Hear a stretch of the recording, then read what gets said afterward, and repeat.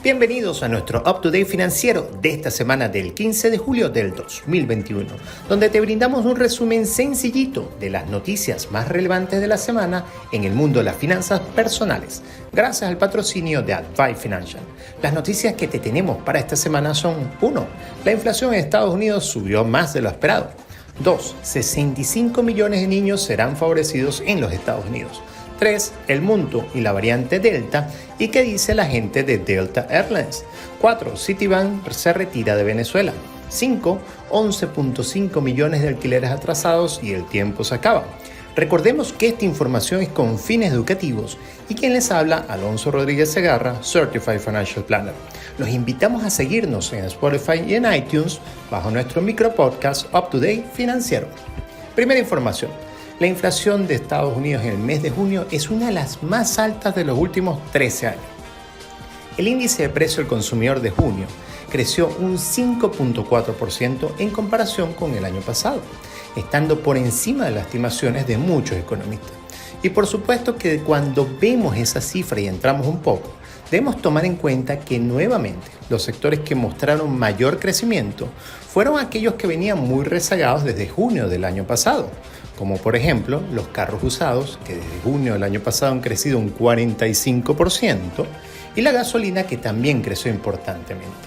Ahora, la subida de precios, si bien ha sido general, los especialistas de la Reserva Federal, que es el Banco Central de los Estados Unidos, siguen confiados de que va a ser un tema temporal y que no ven que esta situación se mantenga en el tiempo, y uno puede ver viendo, por ejemplo, el caso de la madera, que había tenido un crecimiento loquísimo y ha bajado importantemente.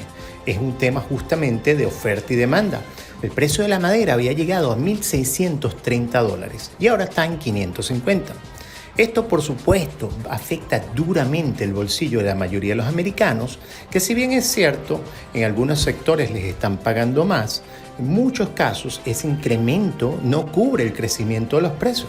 Y como dicen los economistas, los precios de los productos y servicios van por el ascensor y los sueldos van por las escaleras.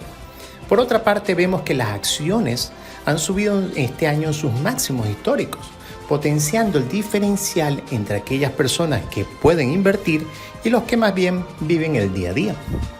Segundo, este julio 15 se comienzan los pagos por ayuda para menores de edad en los Estados Unidos.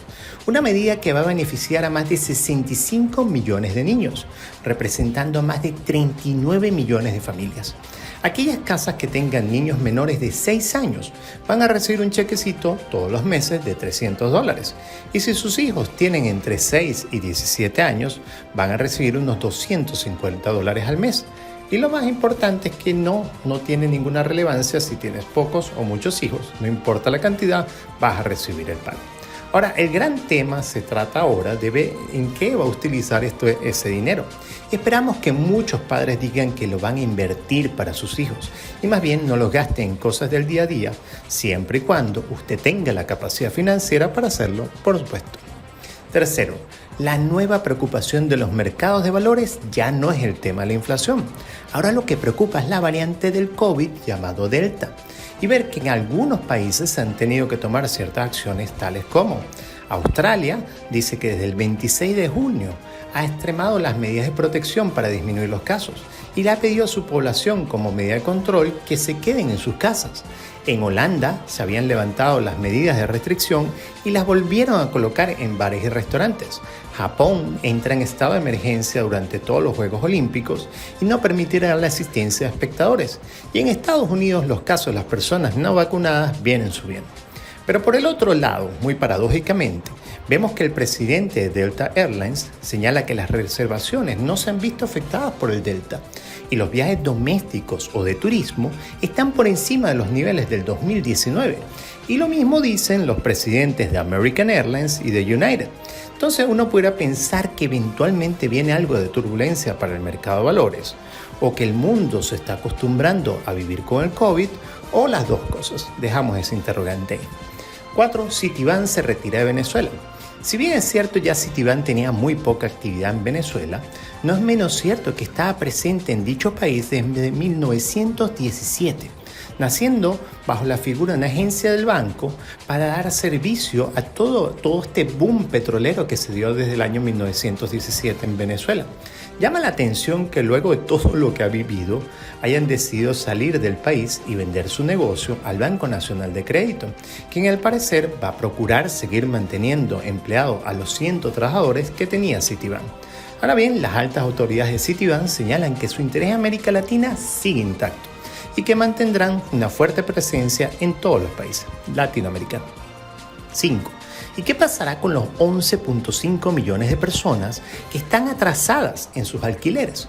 Como todos recordarán, parte de las medidas que se tomaron en los Estados Unidos con todo este tema de la pandemia fue suspender cualquier tipo de orden de desalojo de aquellas personas que no podían pagar el alquiler de su vivienda.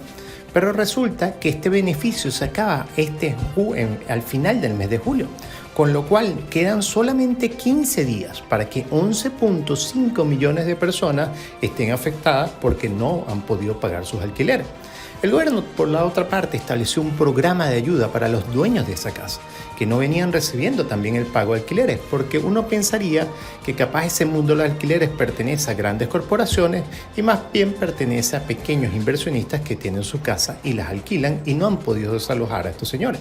Resulta que la mayoría de estos dueños de casas no han recibido esa ayuda del gobierno y más bien cuando quieren iniciar el proceso, parece que es un proceso sumamente engorroso que hasta necesitas que el inquilino te llene una planilla y la firme, y muchos inquilinos ni siquiera quieren hacerlo. Por otra parte, el gobierno estableció un programa de 45.000 millones de dólares para ayudar a aquellos inquilinos que no podían pagar.